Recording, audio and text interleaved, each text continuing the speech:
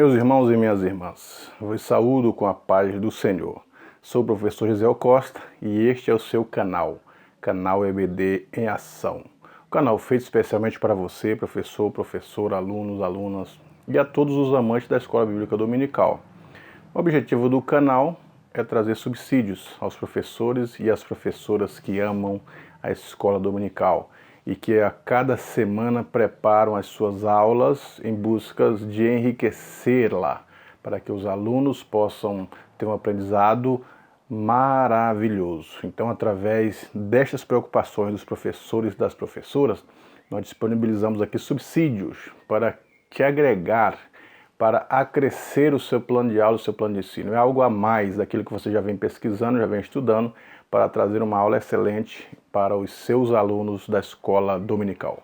Quero agradecer a você que é inscrito no canal EBD Ação. Agradeço pela tua inscrição, agradeço pelos teus likes, pelo teu compartilhamento, pela tua divulgação nos grupos do canal EBD em Ação.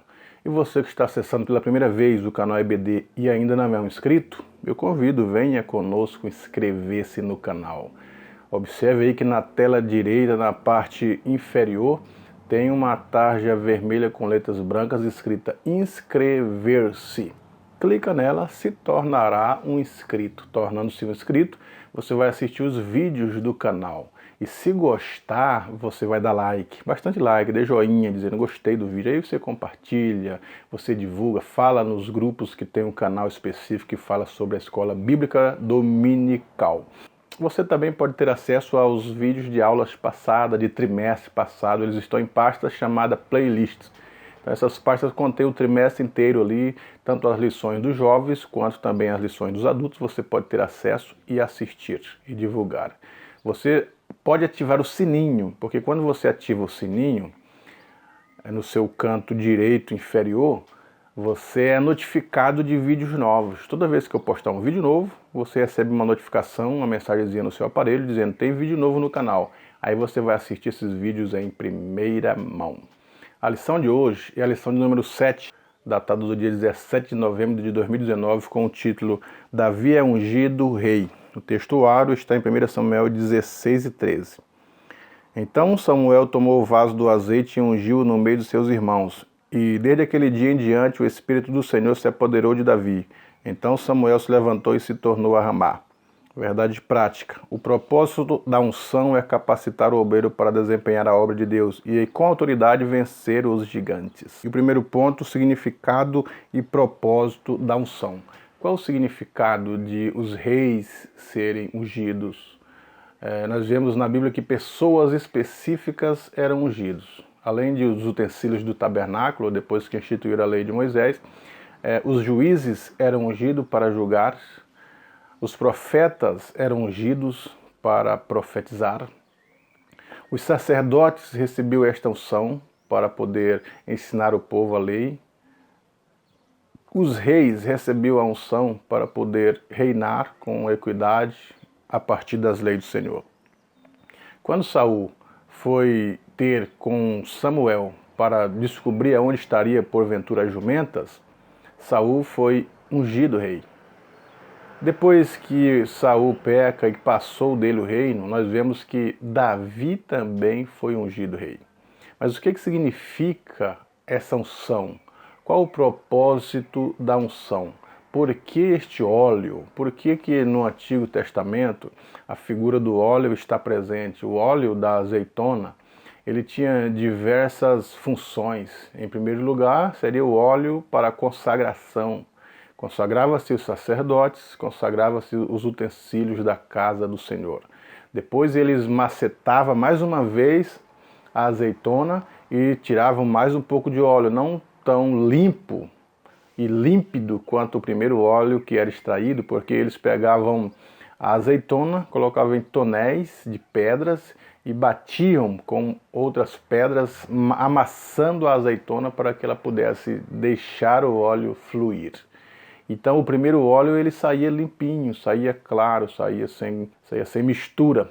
E este primeiro óleo era para a unção, era para a consagração. Depois ele se tornava a dar mais uma macetada na azeitona e tirava um segundo óleo, não tão límpido, não tão claro quanto da primeira. E eles tinham esse óleo e tornava a fazer pela segunda, pela terceira, pela quarta vez. E cada vez que eles faziam e extraíam mais óleo da azeitona que era macetada, era funções diferentes ou utilidades diferentes desse óleo. O primeiro, que era límpido, claro, era o primeiro óleo retirado para a consagração. Aí depois os demais seriam para alimentação, seriam para fazer sabão e uma série de outras coisas. Agora, o primeiro óleo era o óleo da unção. E qual o objetivo do óleo da unção? A lição ela traz alguns aspectos que eu quero ler com vocês, que ela fala assim, há duas palavras para unção, suk e machá. Né? A palavra suk aponta para a unção com óleo sobre o corpo ou a cabeça de um convidado. Marchá, a ideia de cobrir ou de untar. Então, essa segunda palavra, marchá, que é ideia de untar, é que se parece mais com a Bíblia, com a questão da consagração, porque nós vemos no Antigo Testamento, principalmente em Salmos, dizendo, ó quão bom e quão suave é que os irmãos vivam em união. É como óleo precioso que desce sobre a cabeça e sobre a barba de Arão.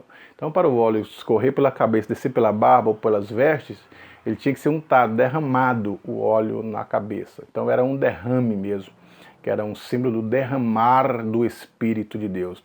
Até porque no Antigo Testamento o Espírito de Deus não vinha em massas, como aparece no Novo Testamento. Todas as pessoas hoje recebem o Espírito e recebem os dons, as evidências do batismo, etc. Mas no Antigo Testamento o Espírito vinha sobre pessoas específicas das quais nós já falamos, como os reis, juízes, profetas, sacerdotes. E isso para eles exercerem uma função específica pelo qual foram chamados. Então nós vemos a figura do óleo. É interessante lembrar que Cristo, o Christos, significa ungido. Essa palavra significa ungido. Ou no hebraico, Mexia, ou da onde é proveniente a palavra Messias, também significa ungido. Então, tanto Cristo quanto o Messias é ungido. Por isso que Jesus ele gosta do acerto de Pedro, quando Pedro diz assim, tu és o Cristo, o Filho do Deus vivo. Em outras palavras, tu és ungido. E ele foi ungido, porque ele fala, o Espírito do Senhor estava sobre mim, por me ungiu, para evangelizar. Quer dizer, o Espírito agora se apodera de Cristo, porque ele deixa a sua glória, não deixou de ser Deus, mas ficou inativo, nasceu como homem. Então era o Deus homem, mas só usava a parte divina quando a parte humana não tinha condições, como no caso de perdoar pecados, etc. Agora, as demais atividades de Cristo, ele curava, ele operava milagres, ele fazia tantas outras coisas extraordinárias no mundo sobrenatural, não porque era divino, mas porque recebeu a unção do Espírito. Por isso que o Messias é ungido e o Espírito de Deus sobre ele é quem faz, é quem opera através dele todos os milagres, as maravilhas que foi operado no Antigo Testamento, ou que ele fez no Novo Testamento. Então essa palavra unção e o óleo, ele tem um símbolo do Espírito de Deus. Então quando ungia as pessoas específicas no Antigo Testamento, vinham sobre ele o Espírito. A unção, o óleo, símbolo do Espírito, o poder do Espírito. Por isso que no segundo ponto está falando o simbolismo da unção. O simbolismo é exatamente esse. Quando a Bíblia diz assim, que nos últimos dias derramarei o meu Espírito sobre toda a carne. Era o mesmo que o derramar do óleo da unção sobre a cabeça do indivíduo. Quer dizer, o Espírito se apoderava dele. E para uma função específica, se apoderava do juiz para quê? Para ele poder julgar com equidade, de acordo com a vontade do Pai. Se era do sacerdote, para ele ministrar ou fazer o serviço perfeito. Se era sobre o profeta, para ele predizer o futuro e instruir as nações a partir daquilo que Deus o revelava para ele. Se fosse o rei, para que o rei tivesse uma unção específica para reinar de acordo com a vontade divina e os preceitos da lei do Senhor. A unção sobre Davi, que é o terceiro ponto aí do primeiro tópico, o texto ele diz que Samuel andava triste porque Saul, que foi ungido rei, havia desprezado a palavra do Senhor. E o Senhor Deus disse, até quando terás tu dó de Saul, havendo eu rejeitado, enche teu vaso de azeite e vem. E o vaso de azeite às vezes era um chifre de boi, trabalhado para receber o óleo. E ele encheu aquele vaso e foi para a casa de Jessé, e encontrou Davi e derramou a unção sobre a cabeça de Davi. Então ali já a vida de Davi ela já passa a ter uma conotação diferente, ter coisas específicas diferentes. Quando ele foi ungido, o Espírito se apodera da vida de Davi. Então quando o Espírito se apodera da vida de Davi, ele já tem atividade diferente, pensamentos diferentes, e é o que aconteceu com ele, como diz o texto sagrado. Porque quando o Espírito se apoderou da vida de Davi, ele não temeu matar o urso. É porque nós estamos acostumados a ler e não nos chocamos alguém matando um urso, alguém matando um leão. Mas às vezes ficamos pensativos quando alguém diz, olha, eu peguei um pitbull e matei ele à mão, rasguei ele pelo meio. Às vezes isso é inacreditável, mas quando o texto fala que Davi matou um leão, matou um urso, nós não chocamos porque o texto está tão familiar. Mas é de se admirar isso, porque isso é possível pelo Espírito de Deus, é isso que o texto está dizendo. Nós só conseguimos pegar um leão pela barba, como Davi fez, e matar se o Espírito de Deus se apoderar dele com uma força extraordinária e uma coragem nunca vista, ou sobre o urso, etc. Então, ali estava provado que o Espírito de Deus havia se apoderado, como o texto diz. A partir do momento que Samuel derramou o azeite na cabeça de Davi, o Espírito de Deus se apoderou da vida dele. No segundo tópico, Davi, o rei que era servo. E o primeiro ponto, o ungido servindo. Como assim? Porque no momento que Samuel ungiu a Davi, nós não vemos no texto, e eu acredito que não aconteceu fora do texto, que ele reivindica o trono. Bom, agora eu já sou ungido rei, eu quero assumir. Não. Ele volta para as suas atividades. A única diferença é que o Espírito se apoderou dele, mas ele continuou cuidando das ovelhas do pai, ele voltou para as suas atividades, continuou fazendo o mesmo trabalho, agora de uma perspectiva diferente, a perspectiva do Espírito Santo, a coragem que o Espírito Santo havia proposto para ele, e a atividade que ele desenvolve agora na perspectiva do Espírito de Deus, mas ele não reivindicou o trono. Então por isso que é um rei servindo. E um outro detalhe é que quando ele vai para aonde estava o trono de Saul, ele não chega lá e não reivindica, olha, Samuel me ungiu rei, você tem que se desocupar. E nem mesmo ele tentou destronar Saul. Mas o texto da Bíblia diz que mesmo assim, ele sabendo que havia recebido a unção de rei, ele espera o momento certo, não reivindica, tem a paciência. E mais um detalhe, foi trabalhar como servo de Saul. Saul enviou ele para as guerras, ele ganhou as guerras, fez algumas propostas, ele ganhou as propostas, todas que Saul propôs. E ele continua servindo, tocando, aliviando, até o momento que Saul intenta matá-lo. E depois da intenção de matá-lo, Davi foge e passa 13 anos fugindo no deserto da Judéia, mesmo já tendo recebido a unção de rei. Então observe, essa característica é importante. As pessoas muitas vezes sobem no primeiro degrau da vida, dos dons, do ministério, de alguma coisa, que o certo é descer. Eles já se acham no direito de arrogar para si autoridade, poder, reivindicar respeito, reivindicar serviço. E Davi não foi assim.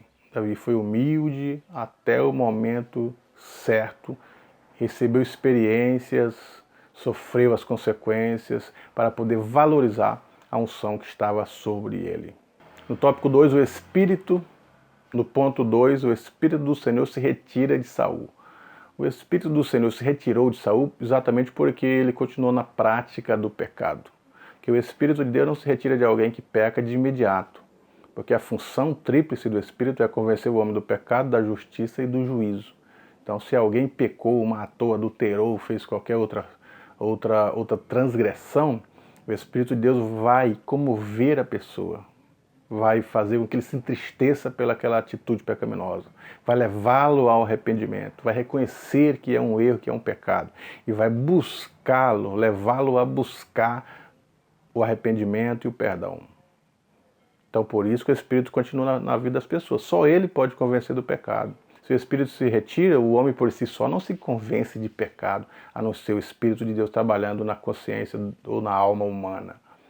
Então, agora, o Espírito do Senhor só se retirou da vida de Saul por causa da praticidade do pecado.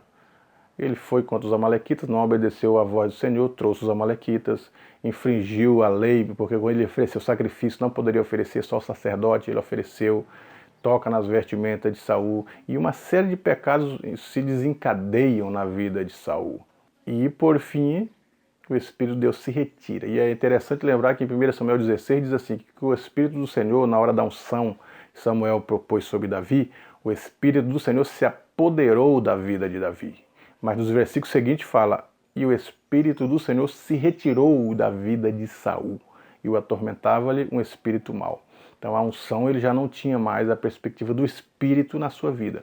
O Espírito se retirou, cansou-se, entristeceu, ele extinguiu o Espírito, cauterizou a mente, não quis ouvir a voz da consciência através do Espírito, convidando-o ao arrependimento. E com isso, o Espírito se retira e ele perde a chance do perdão, de reconciliação e de reconstrução do seu reino. Então Deus levantou Davi como uma autoridade. Na verdade, Deus é quem levanta as autoridades. Tem um texto na Bíblia que diz assim, que obedecer às autoridades que há na terra, porque todas as autoridades foram constituídas por Deus. Então as autoridades, sejam as autoridades policiais, as autoridades civis, as autoridades eclesiásticas, as autoridades educacionais, na educação, todas foram instituídas por Deus para que permaneça a lei e a ordem, a paz e a harmonia. Então nós precisamos reconhecer que estamos debaixo de autoridades espirituais delegadas por Deus. Se Deus delegou Davi como uma autoridade sobre Israel, é uma autoridade. Hoje em dia a Bíblia diz assim no Novo Testamento que ele mesmo deu uns para pastores, doutores, presbíteros, evangelistas, profetas, querendo com isso o aperfeiçoamento dos santos. Então são autoridades delegadas por Deus a estes homens escolhidos para trabalhar na sua igreja. Então Deus é quem delega a autoridade. Nós devemos obedecer às autoridades, principalmente as políticas, até o momento que eles estão sem infringir as leis do Senhor. Mas a partir do momento que eles colocam leis que vai contra a nossa fé, contra a nossa regra de fé, contra a Bíblia, aí não é certo obedecê-los. É melhor obedecer a Deus e a sua lei do que aos homens. É neste texto que a gente se apega. Terceiro tópico, Davi, o rei que era guerreiro. Primeiro ponto, o gigante Golias. Então, depois que Davi adquire essas experiências de matar o leão, de matar o urso, ele vai para a guerra ver como estão os irmãos e está Golias desafiando. E pela lógica, vocês conhecem a história, não quero repeti-la, que Davi perderia pela lógica, pelo olhar humano. O gigante tinha habilidades, o gigante era muito maior do que ele, era mais forte, tinha todos os preparos, tinha todos os armamentos de um soldado. Agora, Davi tinha a funda, a coragem e o Espírito de Deus. Então o Espírito de Deus ele é essencial para vencermos os gigantes que às vezes parecem ser maior do que nós. Às vezes olhamos os desafios, as tribulações da nossa vida, quando o médico diz, olha, não tem mais solução, não tem saída. Isso é um gigante que se agiganta na nossa frente, que às vezes nos sentimos tão frágil, tão inútil diante da vida, diante da circunstância. Mas a nossa sorte é que temos o Espírito de Deus na nossa vida. E o Espírito pode nortear, pode abrir caminhos, pode trazer a vitória. Através da fé pode operar milagres, operar uma maravilha. Então o cristão ele é exemplo de Davi e não do gigante. Então estar preparado é bom, mas ter o Espírito Santo de Deus é muito melhor, porque aí a capacitação é maior. Então com isso, com o Espírito de Deus, as habilidades que Davi tinha, não precisava das habilidades de Saul, e nem era necessário as habilidades do próprio gigante, mas as dele mesmo. Porque Deus trabalha com as nossas próprias características, os nossos próprios talentos. Aquilo que nós temos colocado na mão de Deus é uma bomba que pode destruir as questões do mundo e do diabo. Então, aquilo que nós temos, vamos pôr na mão de Deus, que Ele é capaz de fazer disso uma vitória para os seus que às vezes parecem indefesos e inúteis. Segundo ponto do terceiro tópico, Davi ungido e cheio de fé. Pode observar que ele tinha fé. Quando ele disse para os seus irmãos, quem que é este circunciso que fala assim contra o povo de Deus, contra o Deus de Israel? Ele disse para Saul, não, eu vou contra ele, Saul, e vou destruí-lo. Ele tinha fé. E ele disse para o próprio gigante, tu vem a mim com espada, com lança e etc., mas eu vou a ti em nome do Senhor. Isso é expressão de fé. Ele não estava dizendo, talvez dê certo, Saul, eu vou tentar atirar uma pedra no gigante. Talvez eu acerte, talvez dê certo. Vamos fazer esse teste, mas não foi assim. Todavia ele vai com fé, acreditando que a vitória seria certa. Isso é fé, você acreditar nas coisas que não veem. A fé é acreditar naquilo que nós não estamos vendo, mas temos a certeza que irá acontecer. Não é um salto no escuro, mas é uma certeza daquilo que após a escuridão tem algo sólido. O texto diz que a fé é o firme fundamento das coisas que se não veem. O alicerce, ela é o firme alicerce, é a fé. Queremos construir alguma coisa espiritual, algum milagre, uma maravilha, a fé ela é a base para trazer toda essa sustentação. A fé em si, ela traz o milagre e coloca ali sobre ela, no firmamento. Então nós precisamos desenvolver essas características tomando estas lições e estes exemplos de Davi. Terceiro ponto, as armas do garoto. Então nós observamos a descrição bíblica dos armamentos que tinha Golias. O capacete para proteger a cabeça, a couraça para proteger o peito, a lança que ele possuía, a espada que ele possuía, o escudo que ele obtinha. Então era um homem preparado. Por isso que a maioria dos soldados em Israel não tiveram coragem de se dispor e lutar contra ele, porque além de ser muito maior, tinha habilidades em guerra. Então os homens de Israel, nem Saul por si mesmo, quis lutar contra o gigante. Agora, Davi, as armas que ele tinha, uma funda, as roupas normais e uma funda que usava-se a pedra para atirá-la em alguma coisa. E foi com essas armas, até tentaram impor as armas de Saul em Davi, mas Davi era menor e as armas, as vestimentas não condiziam com a estatura de Davi.